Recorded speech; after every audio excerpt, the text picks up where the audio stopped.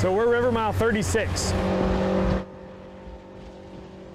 Ryan Tompkins teaches school in Oregon, but every summer for the past 13 years, he comes back to work as a fishing guide for the Big Sky Charter and Fish Camp. A nice change of scenery, and the extra income makes it possible for his wife to stay home with the kids. He and another guide, Angelo Brennan, also enjoy fishing for themselves. So we're fishing for silver salmon. The silvers are starting to show up, but don't appear to be in this spot, so they move on. Ryan used to show up for fishing in June, but since the king numbers have dwindled, so has the work. In July, we've had to be creative. You know, there's been a few years where we just haven't even been allowed to fish for kings. So we've become trout fishermen or sockeye fishermen. Since that time, some of the smaller lodges have gone out of business, but there are still some on this stretch of river that do very well. We get a lot of Europeans, a lot of people from Germany. This summer, we've Lithuania. Visitors who spent thousands, not just on the Kenai, but elsewhere in the state. Visitors lured here by the Big Sky Fish Camp. Here's one of your cabins. What's the economic impact of this cabin to the Kenai Peninsula Borough? That's a good question.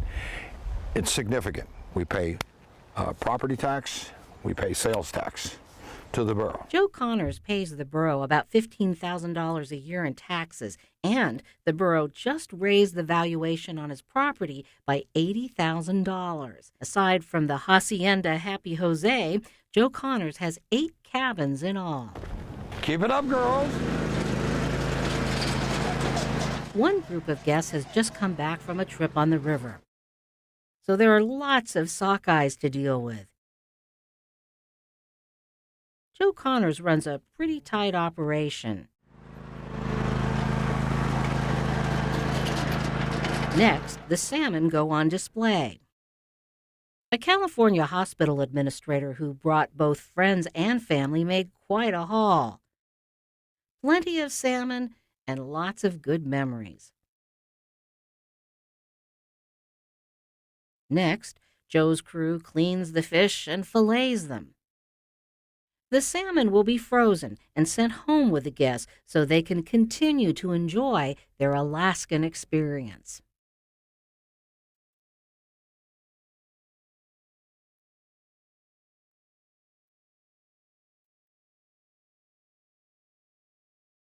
Rod Hanners has been coming to this camp since he was a child. He tries to make it here every year. All told, I'm going to say we probably put 15 to 20,000 into the local economy. That's just for this trip. At the Soldotna Fred Meyer's, Hanners group spent about $1,000 on the first day of their visit.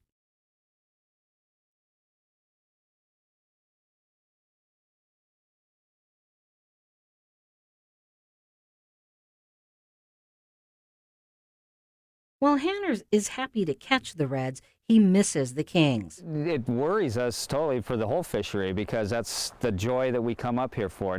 I'm a retired professor. Joe Connors wants to show us some of the big trophy fishes in the lodge. Each of them has a story. The biggest is named Gus. He was caught in the 80s. What do these big salmon represent as far as the uniqueness of the fishery? They make the Kenai what it is, the big king salmon.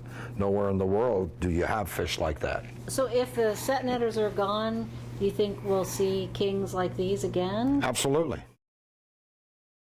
Those pushing for a set net ban say the burden of conservation falls too heavily on the river, where fishing has been sharply restricted, and that's hurt the fishing lodges all along this river.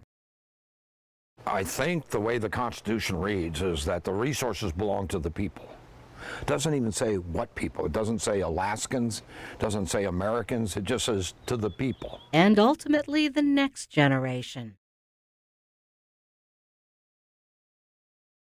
Well, right now I'm the 3rd generation. Angelo Brennan is Joe Connors' grandson, so this river has been a thread throughout his life. I hope that someday this can be a 5, 6, 7 generation family affair. Fishing and family, 2 passions that flow throughout this river, no matter what side of this debate you're on.